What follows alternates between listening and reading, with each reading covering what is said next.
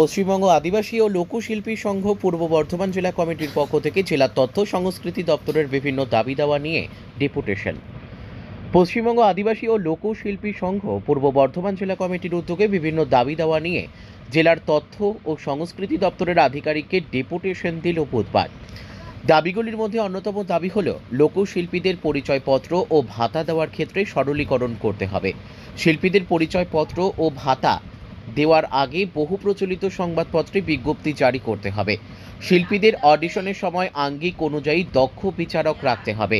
BPL তালিকাভুক্ত 60-এর ঊর্ধ্বে শিল্পীদের প্রতি মাসে বিশেষ সাম্মানিক ভাতা দিতে হবে।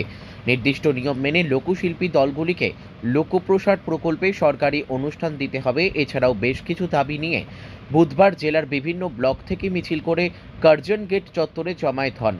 সেখানে একটি সমাবেশের আয়োজন করা হয়। তারপর তারা জেলা তথ্য ও সাংস্কৃতিক দপ্তরের আধিকারিক রামশঙ্কর মণ্ডলকে ডেপুটেশন দিল পশ্চিমবঙ্গ আদিবাসী ও লোকশিল্পী পূর্ব বর্ধমান জেলা কমিটি। ব্যুরো রিপোর্ট, আমাদের টিভি। কাদের তরফ থেকে আসা হয়েছে আর কোথায় আসা হয়েছে, কি দাবি নিয়ে?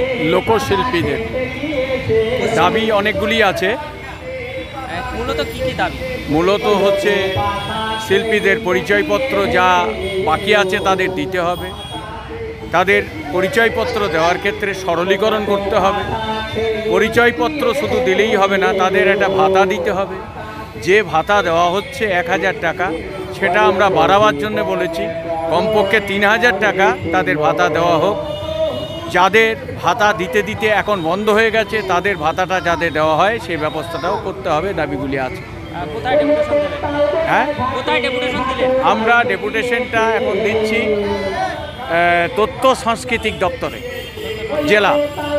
তারা যদি এই দাবিগুলো মানা না হয় কি করবেন আগামী দিনে?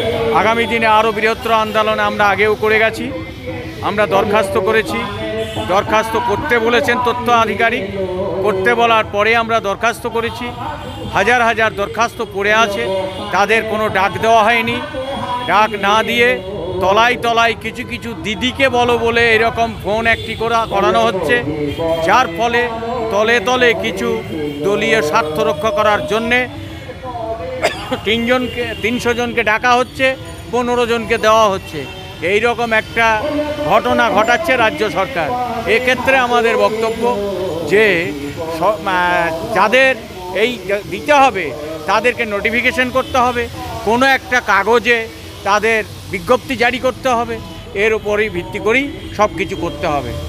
মূলত আপনারা কি সমস্ত আদিবাসী সম্প্রদায়ের মানুষজন? সব আদিবাসী ও লোকশিল্পী সংঘ, অর্থাৎ সেখানে বাউল আছে, পল্লীগীতি আছে, সেখানে ভাদু গান আছে, টুসু গান আছে, ঝাপান গান আছে, ইত্যাদি ইত্যাদি, কবি গান ইত্যাদি ইত্যাদি আছে। মিছিল করে এসেছেন?